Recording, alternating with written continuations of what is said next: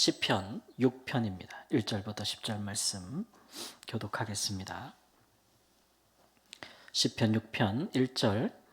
여호와여, 주의 분노로 나를 책망하지 마시오며 주의 진노로 나를 징계하지 마옵소서. 여호와여, 내가 수척하였사오니 내게 은혜를 베푸소서. 여호와여, 나의 뼈가 떨리오니 나를 고치소서. 나의 영혼도 매우 떨리나이다. 여호와여, 어느 때까지니이까? 여호와여, 돌아와 나의 영혼을 건지시며 주의 사랑으로 나를 구원하소서.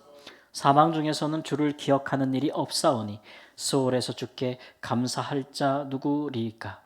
내가 탄식함으로 피곤하여 밤마다 눈물로 내 침상을 띄우며 내 요를 적시나이다. 내 눈이 근심으로 말미암아 쇠하며 내 모든 대적으로 말미암아 어두워졌나이다. 악을 행하는 너희는 다 나를 떠나라. 여호와께서 내 울음소리를 들으셨도다. 여호와께서 내 간구를 들으셨으며 여호와께서 내 기도를 받으시리로다. 내 모든 원수들이 부끄러움을 당하고 심히 떨미어 갑자기 부끄러워 물러가리로다. 아멘. 시편 6편은 다윗이 하나님께 범죄했을 때에 하나님 앞에 철저하게 회개하고 그가 또 용서받기를 원하는 간절한 기도로서 기록되어 있습니다. 이 시편을 보면은 어떤 기분이 드냐면, 진짜 우리가 살면서 하나님 앞에 범죄하지 말아야겠다, 죄 짓고는 못 살겠다라는 생각이 들어요. 왜냐하면 이 죄를 회개하는 과정이 너무 힘들지 않습니까? 오늘 말씀해 보니까 내가 수척했다 그랬어요. 그러니까 다윗이 죄를 범하고 나서 몸이 굉장히 수척해지고 뼈가 떨린다, 내 영혼도 떨린다, 그런 말을 하죠. 그리고 사망 중에서는 주를 기억할 일이 없다. 죽을 것 같은 그런 고통도 있는 거예요. 내가 탄식함으로 피곤하다. 밤마다 눈물로 내 침상을 띄우며 내 요를 적십니다. 그리고 근심 때문에 눈이 다 새했다. 그리고 그 죄 때문에 악을 행하는 자들이 주변을 둘러싸기 시작했다. 그리고 내가 나를 미워하는 원수들 앞에 내가 너무 부끄러운 상태가 되었다. 이런 얘기겠죠. 다윗이 우리가 범죄한 것은 하나님의 평가도 그러하고 성경에서 우리 다윗의 인생을 보면 물론 이제 우리아의 아내의 일과 간음한 일과 살인을 교사한 일이라고 할 수가 있겠습니다. 다윗이 이렇게 두려워하는 것은 그가 그의 앞선 왕 사울이 하나님께 범죄할 때에 어떤 일이 발생했는지 그가 보았잖아요. 그런 일에 있어서 굉장히 하나님 앞에 두려운 마음, 하나님의 분노와 진노 앞에서 그가 죽을 것 같은 고통 속에서 죄를 회개하고 있다는 것을, 반성하고 있다는 것을 보여줍니다. 물론 이제 사울 왕은 그가 사울 왕이 하나님께 범죄하는 것을 보면은 좀 이렇게 차원이 좀 달라요. 그러니까 사울 왕은 이스라엘이란 나라 자체를 하나님의 신정 국가가 아니라 다른 이방 나라와 같은 사람이 주장하는 그런 나라로 방향을 틀고 하나님의 음성이 아니라, 법이 아니라 백성들의 소리를 듣고 그렇게 자기 힘으로 나라를 주관하고 싶은 그 나라의 근본을 흔드는 문제였거든요. 그렇기 때문에 하나님께서 그를 왕에서 폐하시는 겁니다. 사울이 범한 범죄는 나라 근간을 다윗이 향한 범죄는 나라의 근간을 흔들다기보다는 좀 개인적인 부분에 속하죠.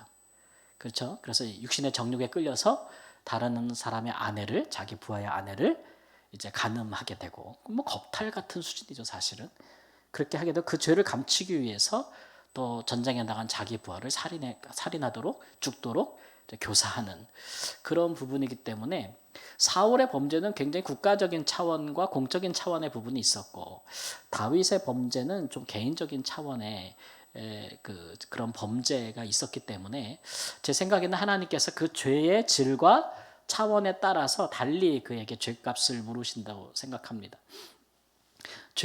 우리가 죄를 짓게 되면은 죄책이라는 게 생기지 않습니까? 근데 죄책이라는 것은 단순히 그냥 감정적인 요소에 그치지는 않습니다. 영적으로도 그렇고 또 육적으로도 그렇고 정신적으로도 그렇고 삶적으로도 우리에게 중대한 범죄는 굉장히 심각한 영향을 주거든요. 먼저 하나님께 범죄하게 되면 스스로 우리가 하나님 앞에 서기가 참 어렵습니다. 다윗은 평생을 하나님 앞에서 의롭게 살려고, 정직하게 살려고 굉장히 노력해 왔잖아요.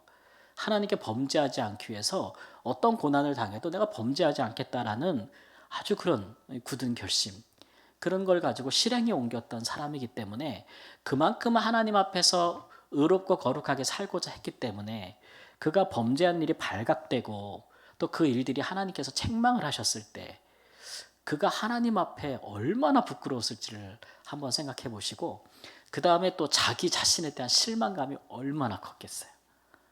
그렇지 않습니까? 그런 것들이 영적으로는 하나님과 멀어지게 되고 하나님 앞에 서질 못하는 거, 하나님 앞에 나가질 못하는 거 뿐만 아니라 자기 자신에 대한 굉장한 실망, 그 다음에 반대급부로 하나님께 멀어지니 또 누가 좋아하겠어요? 사단이 좋아하지 않겠습니까? 한 번 큰 죄의 유혹에 삼킴을 받으면 그 다음부터는 사단이 하나님보다 더 가깝게 있죠. 그러니까 오늘 말씀에도 보면 악을 행하는 자들이 주에 차고 넘치는 거 아니겠습니까? 그런 일들이 막 벌어지는 거예요. 뿐만 아니라 이제 자기의 몸도, 사람의 몸과 그 영적인 부분과 심리적인 부분이 다, 정신적인 부분이 연관되어 있잖아요. 몸이 어떻게 물리적인 영역에만 속하겠습니까? 마음이 병들면 몸도 병드는 거예요. 그러니까 자기 자신에 대한 심각한 실망과 하나님으로부터 멀어지고 있는 것, 그 다음에 그가 그동안 누렸던, 성취했던 것들이 무너질 것 같은 두려움, 그리고 자기 주변에 모든 사람들이 자기에 대해 들고 일어나는, 심지어 아들도 자기를 반역해서 들고 일어나는 아들들도, 가정이 깨어지고 막 난리가 나지 않습니까? 그런 것들, 그러니까 죄를 인정하지만 그것을 어떻게 수습해 보려고 하지만, 죄책이라는 것은 죄를 회개하는 감정적인 부분에 앞서서, 영적인 부분에 앞서서 그 죄의 결과를 다 감당해야 되는 거예요. 내가 죄진 거에 대해서 하나님 앞에 반성한다고 해서 죄의 결과가 사라지는 건 아니잖아요. 다윗이 하나님 앞에 회개하고 엎드려서 막 운다고 해서 그가 간음한 여인이 사라지겠습니까? 그가 죽였던 우리아가 살아 돌아오겠습니까? 그거 자체는 변하지 않는 거 아닙니까? 그것으로 인한 여파들이 바뀌는 건 아니잖아요. 그게 다 죄책이 되는 거예요.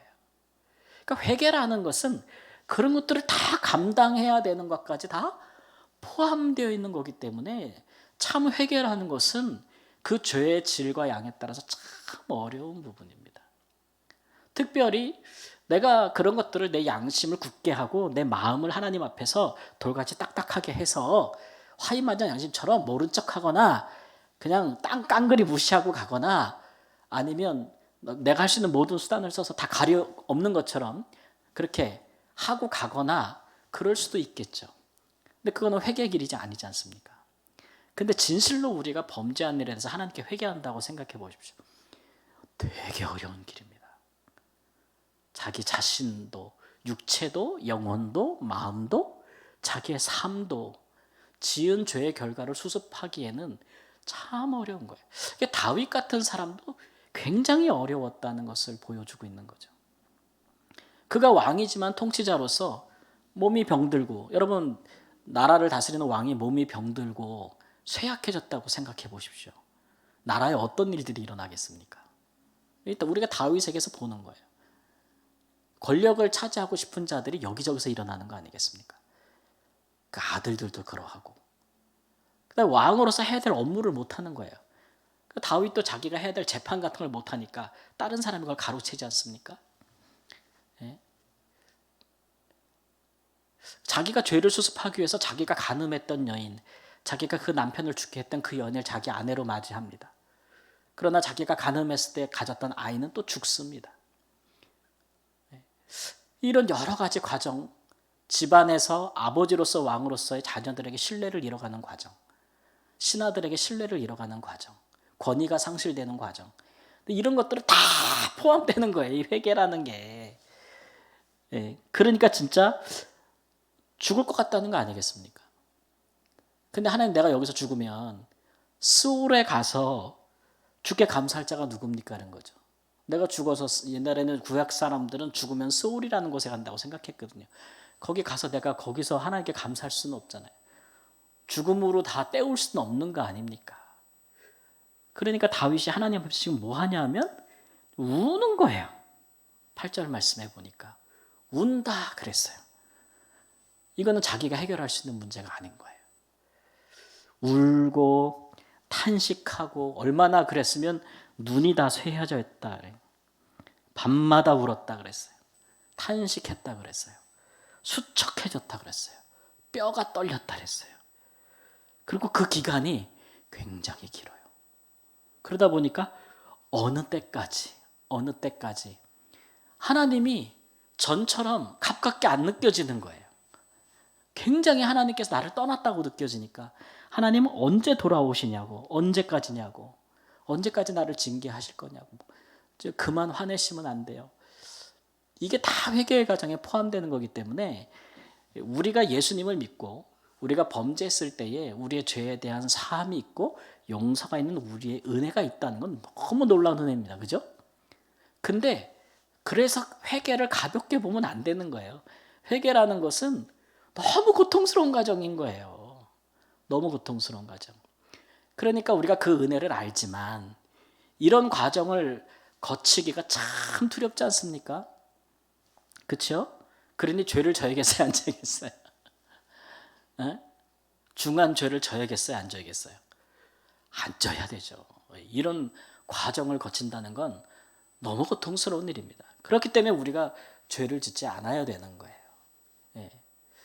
물론 죄 중에서도 더 심각한 것들은 다윗과 같은 굉장히 고의적인 죄, 아주 계획적으로 짓는 죄, 그리고 뭐 간음하거나 살인교사 이런 건 굉장히 중죄죠, 그죠? 예. 근데 살면서 말이죠, 우리도 많은 사람들이 그런 죄에 빠지지 않습니까? 거짓말하고 사기치고 속이고, 예? 막 그런 거 하지 않습니까? 또 행위로 우리가 옮기지 않아도 우리 마음에 열댓 번도 그런 거 할 때가 있거든요, 사실은. 근데 이런 모든 것들에 대해서 우리 믿는 사람들이 내가 죄를 짓지 말아야겠다, 정말 죄를 지면 안 되겠구나 라고 생각할 수 있는 것들이 이렇게 두 가지 정도 이유가 있는 거예요. 그게 뭐냐 하면 하나님이 두려운 거죠. 죄를 용서해 주시지만 하나님이 그렇다고 죄에 대해서 하나님께서 징계하지 않는 건 아니거든요. 그러니까 하나님 두려운 거예요. 그렇기 때문에 우리가 죄를 짓길 두려워해야 돼요. 두 번째, 죄를 짓고 나면 어떻게 해야 돼요? 하나님께 돌아와야 돼요. 근데 그 돌아오는 과정이 너무 고통스럽고 힘든 거예요, 사실은. 그럼에도 불구하고 그런 과정을 거쳐서 오늘 8절 9절에 보면 마침내 그가 확신하지 않습니까? 하나님께서 내 기도를 받으실 거라고, 내 원수들이 나를 떠나갈 거라고, 하나님께서 나를 회복시켜 줄 거라고 확신하고 있잖아요. 그런 확신이 금방 생기는 게 아니고 굉장히 긴 기간 동안의 고통스러운 과정을 거치고 죄를 수습하고 죄의 결과를 책임지는 그런 과정을 통해 생기는 거기 때문에 그런 게 무서운 거예요. 그런 게 힘드니까. 그럼에도 불구하고 그렇다고 해서 우리가 이런 과정을 안 거치고 그냥 살겠다? 포기하고 살겠다? 그런 것이 많기 때문에 우리 세상에 죄가 안 없어지는 거예요. 죄를 참여하는 과정은 되게 고통스럽지만 그래도 그 용서하시는 하나님 있으니까 그거 해야 돼요, 말아야 돼요? 해야 돼요. 그거를 철저하게 할 때에 하나님이 그를 다시 사랑하시고 그 은혜를 다시 회복시켜 주시는 건데 보통 사람들이 그걸 안 하게 돼요. 왜냐하면 그거 수치스럽거든. 부끄럽고 다윗처럼 자기 죄를 자백한다 공적으로 인정하는, 너무 수치스럽잖아요. 너무 창피하잖아요. 그런 걸 당하느니 어떤 사람은 스스로 죽어버리는 사람도 있고, 대부분의 사람은 어떻게 합니까? 인정하지 않죠. 모든 수단과 방법을 가리지 않고 그거를 덮으려고 하지 않습니까? 근데 우리가 보면은 우리 다 알아요. 살면서 허물이 없는 사람은 없다는 거. 유혹을 당하지 않는 사람은 없고 미혹을 당하지 않는 사람은 없다는 거 우리 다 알잖아요. 그죠? 우리에게 필요한 거는 완벽한 인간이 필요한 게 아니에요. 완벽한 인간이 있었으면 예수님이 왜 왔겠어요? 그렇죠? 우리 다 부족한 사람들이에요. 허물 많은 목사요, 부족한 아빠요, 부족한 엄마요. 다 그래. 우리 다 그렇잖아요. 근데 뭘 잘해야 되는 거예요? 우리는 그러면 우리가 그런 부족한 사람들로 살아가다가 그래도 혹시라도 다윗처럼 이런 미혹에 빠져서 이런 죄를 범하거든 뭐 해야 돼요? 참회하고 아무리 고통스러워도 주님 앞에 돌아오는 이 과정을 정말 하나님 앞에서 철저하게 잘 거쳐가는 그 본이 우리에게 필요한 거, 우리의 삶에. 근데 그런 게 없는 거예요. 그런 게. 그러니까 우리의 삶이 죄로 관영해지는 거죠. 그러니까 죄져도 감추면 되지. 수단과 방법을 가리지 않고 덮으면 되지. 이런 것들이 그 사회에 만연해지면은 그 사회가 어떤 사회가 되겠습니까? 그 나라가 어떻게 되겠습니까? 그 민족을 하나님이 축복하시겠습니까? 절대 그렇지 않을 거예요. 죄가 관영하게 되면 하나님은 어떻게 해요? 심판할 수밖에 없어요. 심판할 수밖에 없어요.